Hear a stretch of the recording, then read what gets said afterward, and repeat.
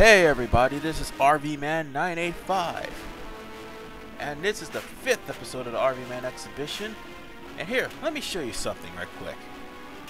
I've been working on these 5 hunts, and the first one I've defeated, to everyone's surprise, is Hellworm. And for proof, his head will be on the side of the mantle in your pirate's den.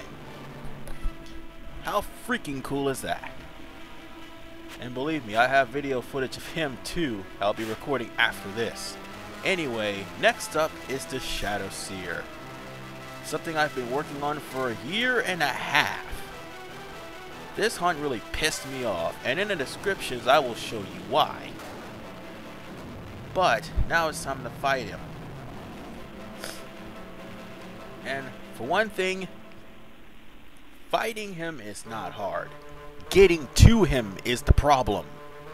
See, this is also a level 60 dungeon, so yeah, it's going to be hard to get to him. And the Shadowseer starts off right then and there with a sabering effect. Just like some other bosses that you fought.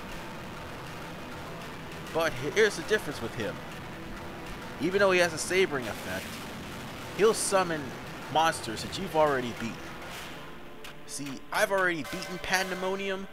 Oh, and another thing, you might want to set your gamuts to lowest HP so you won't be purposely targeting the Shadowseer.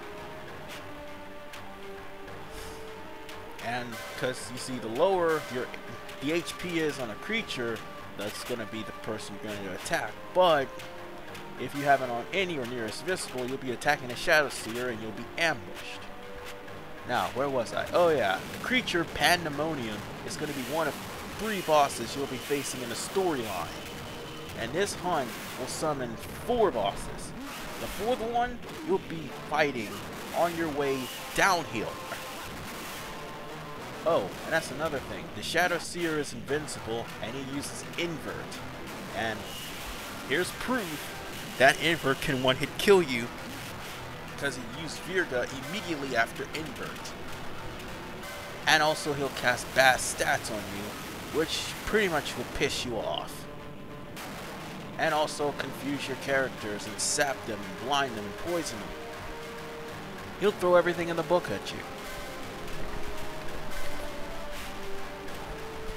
It's utterly ridiculous.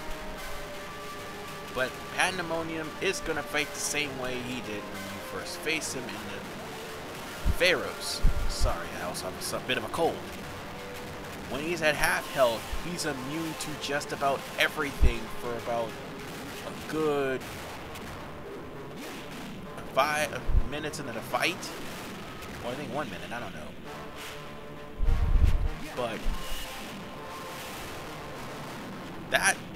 But there's also another thing too.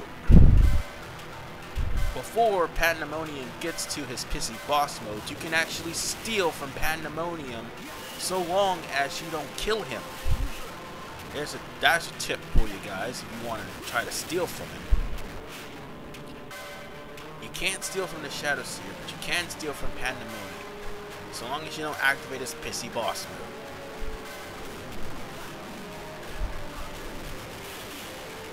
But he'll try to use Stone Stomp, Sonic Turn, and stuff like that. And look, his Paling drops and Power Spin, which will also do bad stats to you as well. So basically, you're going to be fighting with bad stats throughout the entirety of this fight.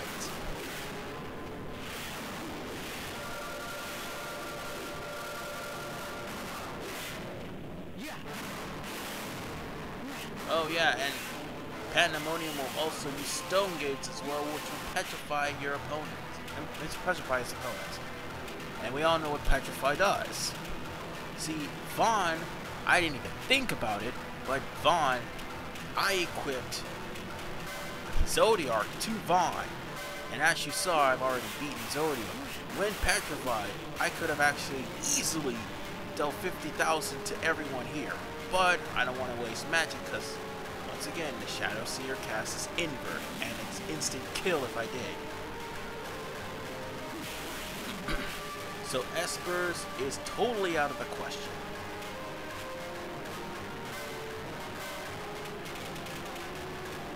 Here's the next one, Sleet. Sleet will use Enrage, which will pretty much allow him to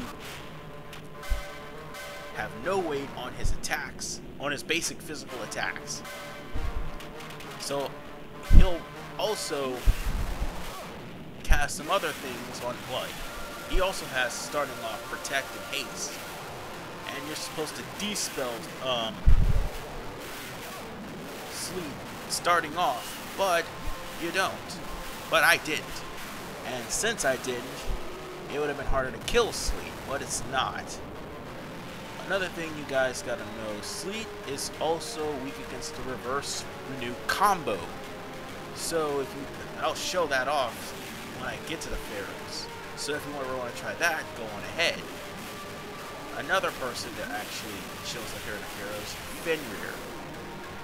Fenrir will silence your characters or immobilize them, which totally sucks, because that means you won't be able to use magic or be able to move. And his will normally would do that. But also, since you don't have protection like you possibly would in a Fenrir fight, because Shadowseer keeps dispelling you, it's also going to make it even harder.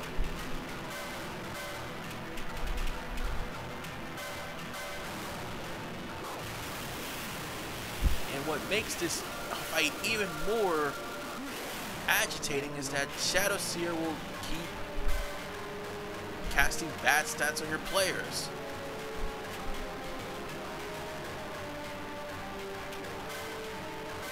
I was trying to cast Isunaga before Vaughn went there and killed my characters, but Vaughn went there and killed them all in our confusion, except for one person, himself. It's a tedious fight, but it's still easy. Because of one thing, and it's going to happen near the end of this battle. Meanwhile, I'm still trying to struggle to get myself together.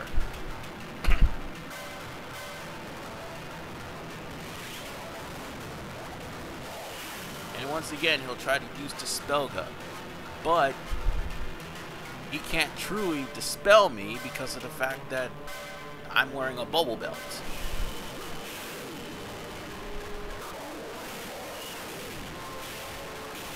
And another thing. If you've got bad stats and your character dies, they're gonna stick with you. Like Bosch was silenced when Fenrir killed him. Or actually Vaughn killed him. So Bosch was still silent. Oh, and here's the optional boss, the Phoenix. In order for you to beat the Phoenix, you can either use one of two things. Either telekinesis and either telekinesis and any short-range weapons, or you can use long-range weapons. Sorry, I'm stuttering here, but it's just, I was so excited that I finally cleared this godforsaken hunt after 1.5 years because of the fact that I rage quit while trying to get to the unknown, because in the Abyssal I got killed by a magic pot.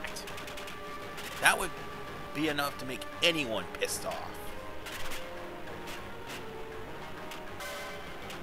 And as you can see, my video quality is much better because I'm using a capture card.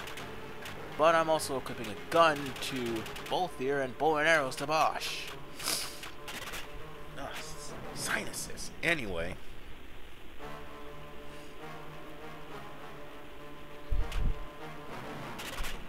Sorry, I don't know what I was thinking, but at that time, I was trying to figure out what arrows to get, and I keep forgetting that it doesn't matter what arrows I get. I'm still going to take backlash damage because of the fact that the Phoenix, if you hurt him, damage will be done to you too.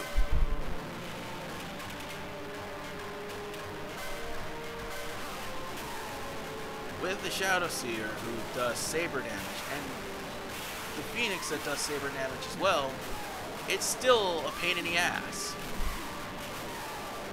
That's another thing you gotta watch. Yeah, and that's something you also gotta watch out for. Your health will be low. And another thing you also gotta watch out for the Shadowseer is your magic. I didn't do it in this playthrough, but always gambit a either. To at least make sure you stand somewhat of a chance against the Shadowseer, because he's going to use invert and he's going to kill your party basically because of the invert Virga combo, and it's ridiculous. And if he doesn't kill you, his minions is going to attack you while your HP is low after suffering invert. It always happens.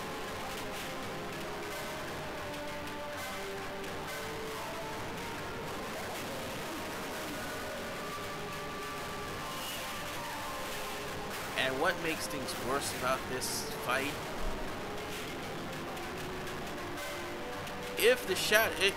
What makes things worse about this fight? If the Shadowseer was active, the Shadowseer will sometimes drop his barrier, and he'll sometimes drop his barrier, and it ends up coming back immediately after it drops. And that right there pisses me off, because if the game would have made it to where you'd actually have somewhat an opportunity to beat him right then and there, you'll probably beat him right then and there, but no. And now you do have the opportunity because Phoenix is dead.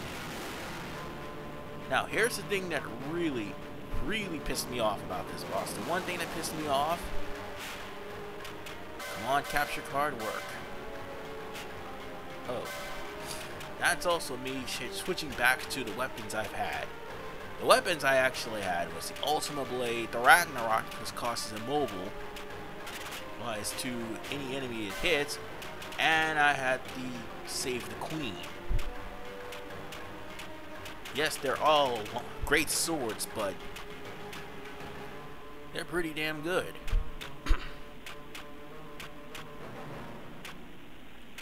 I mean, great swords, katana blades, and yes, sometimes swords and shields are the best things to have with short-range enemies, and long-range enemies, keep a bow or shotgun or two, because you'll never know when you're going to have to face aerial enemies.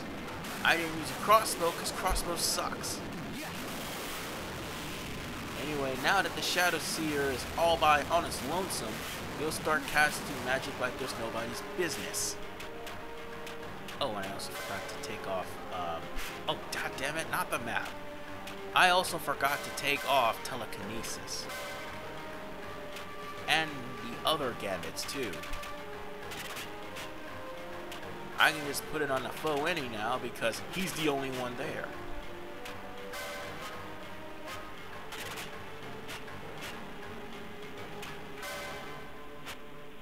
Wrong person.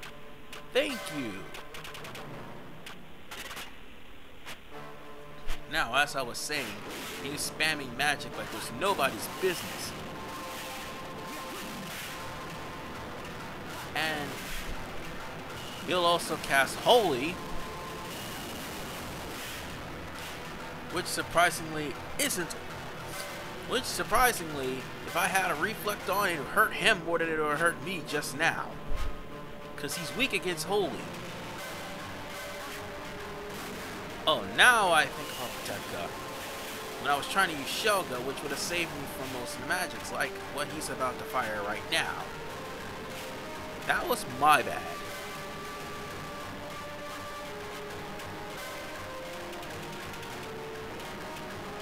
I don't know what I was looking for over here at this part, but oh yeah, wait, I remember. It was a reflector mode. Because I thought that Shell or Skate could be reflect. Nope. It goes straight through the reflector mode before I can even cast it. See? But here's the funny part. The funny part about this whole episode of the exhibition.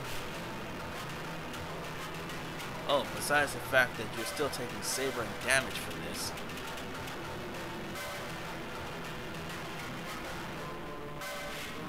I do use Reflected Holy.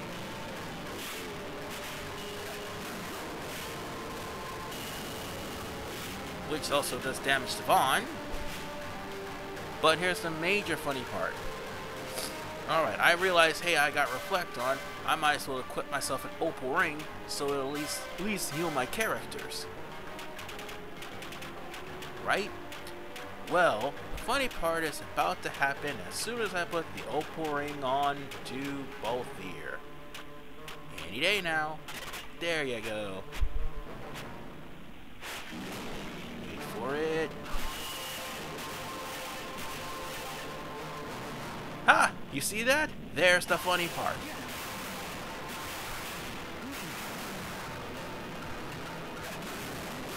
That was the funny part, folks. The Shadowseer actually take damage from healing.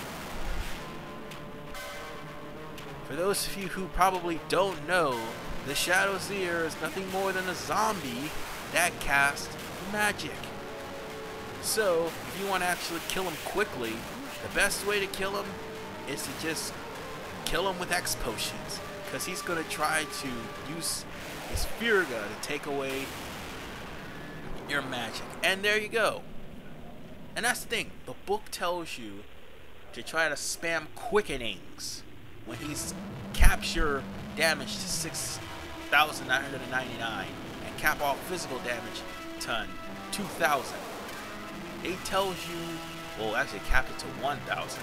They tell you to use quickenings. And I'm looking at the book like, how can you use quickenings? When one, he just constantly drains your magic. And he cuts your physical attacks down to 1,000. You'll pretty much waste magic to do 1,000 to him. Let alone not even be able to use magic at all. When in fact you can just spam X potions, considering I tried the Elixir bit before on most bosses and it doesn't work. Well, most zombies and it doesn't work.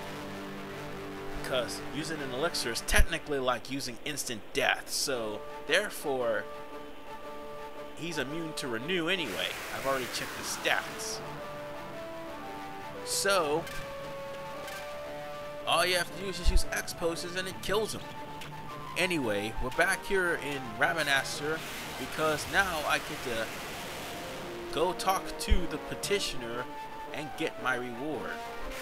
And as I said before, the petitioner for this very hunt is Mont Blanc. Not only does he have it available for you, he's the petitioner, and he gives you the reward. You think he actually gets something good from this? Well, sorta and no. You'll see when I get over here.